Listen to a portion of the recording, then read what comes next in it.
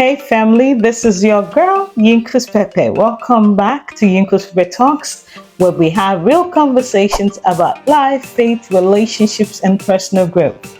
This is the space where truth meets style and where we laugh, learn, and grow together. So let's dive into today's talk, shall we?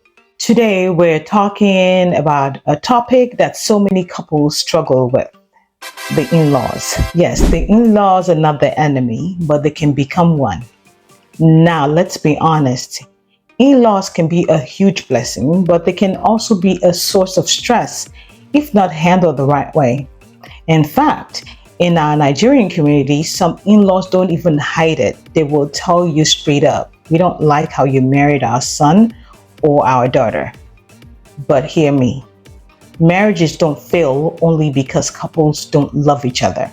They often fail because couples don't know how to handle family with wisdom. Here are 5 core points that address the issues about the in laws. Number one, understand roles from day one. Yes, when you say "I do," your spouse becomes your first priority. Yes, parents raised you, but marriage means there is a new covenant. The Bible is clear. A man shall leave his father and mother and cleave to his wife. That leaving is not only moving out of the house, it also means shifting emotional loyalty. If you keep running to mommy or daddy for every decision, you're sending a signal that your spouse is not good enough. And that right there breeds insecurity. Number two, boundaries are love, not rebellion. Boundaries simply mean defining what is healthy for your marriage. For example, if your siblings calls you at midnight and expects you to show up, but it disturbs your home, you must be able to say no, as long as it's not an emergency. And let's be real, in our culture, some in-laws can test you intentionally.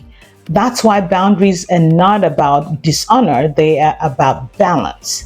The earlier you set them, the easier it gets. Number three, when the in-law is the trouble. Now let's address the tough side. What if the in-law is actually the problem?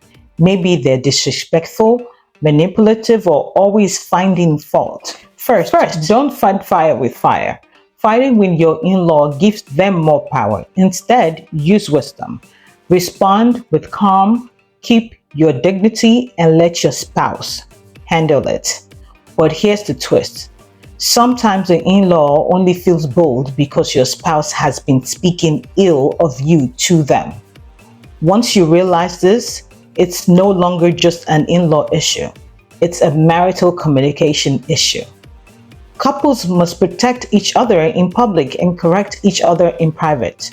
Once your spouse starts gossiping about you to his or her family, disrespect is inevitable. Number four, present a united front. In-laws can only divide you when they see division. If your husband is saying yes and you're saying no, they will exploit the crack.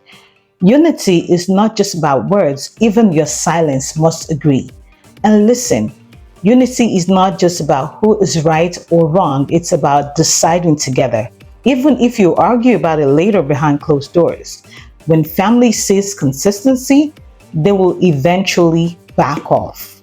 Number five, don't inherit past battles. Sometimes the drama started long before you came into the picture.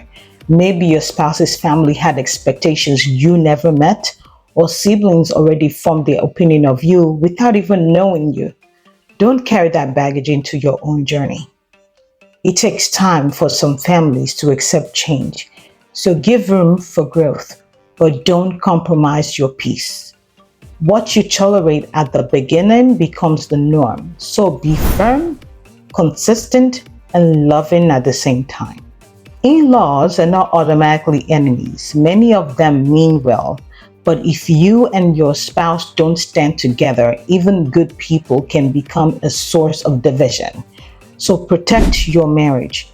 Honor your parents, but never forget the vow was between two and not 10. Family, what do you think? Have you experienced in-law challenges, or maybe you've seen a marriage survive because the couple handled it wisely? Drop your thoughts in the comments and let's talk about it together. Thank you for spending time with me here on Yinkus Pepe Talks.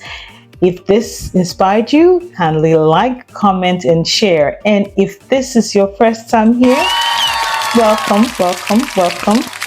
Kindly subscribe so you don't miss our weekly conversations. Share this with someone who needs to hear it. Share with a sister, a brother, an uncle, dad, mom, your cousin, your friends, your social media handles. And until next time, stay growing, stay glowing, and keep walking in your purpose. All my love, Yinkus Pepe.